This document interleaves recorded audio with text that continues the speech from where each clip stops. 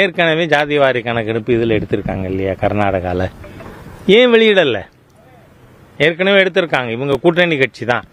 ஆகவே ஜாதியை இதில் உடனே ஜாதியை உன் ஜாதி என்னன்னு பிஜேபி அவர் பேரே சொல்லலை, ராகுல் காந்தி பேரை. உடனே செல்வி வேங்க கவிஞர் கனிமொழிக்கு ரொம்ப ஆத்திரம் பொங்குறது பார்லிமெண்ட்டில். நான் என்ன சொல்கிறேன், எது நாகரிகமற்ற கேள்வி? நீங்கள் ஜாதி வாரி கணக்கு எடுக்கணும்னு சொன்னால் 140 கோடி மக்களையும் உன் ஜாதி என்னன்னு கேட்பாங்களா, கேட்க மாட்டாங்களா? அது நாகரிகமான செயல்னா இது எப்படி நாகரிகமற்றதாகும்?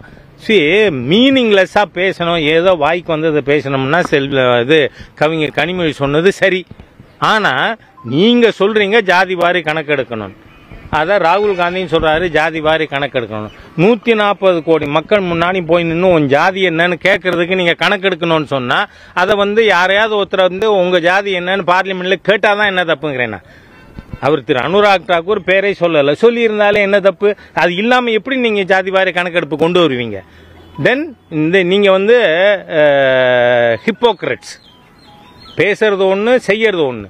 ஆகவே நீங்கள் சொன்னது தான் ஜாதி வாரி கணக்கெடுப்பு எடுக்கணும், 140 கோடி மக்கள் முன்னாடி போய் நின்று உன் ஜாதி என்னன்னு கேட்கறதா? அப்போ சரியா?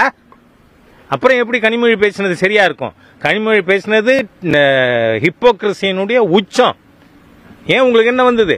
ஏன் சொன்னா என்ன? ஏன்னா நீங்க சொல்றது ஜாதி வாரி கணக்கெடுப்பு எடுக்கணும். அப்ப எல்லாரும் முன்னாடியுமே 140 கோடி மக்களையும் கேட்கலாம், ஒரு குறிப்பிட்ட ஒரு நபரை கேட்கக்கூடாதா? ஆகவே இதெல்லாம் நாம இந்த பொலிட்டிக்கல் இதெல்லாம் ஏத்துக்க முடியாது. ஆகவே இதுல அவங்க ஒன்னு ஜாதி வாரி கணக்கெடுப்பு எடுக்கணும்னு சொன்னா ஒத்தொத்தரும் சொல்லட்டும், அதுல என்ன தப்பு இருக்கு? அதானே ஜாதி வாரி கணக்கெடுப்பு. அதனால சொல்றேன் நான். நன்றி.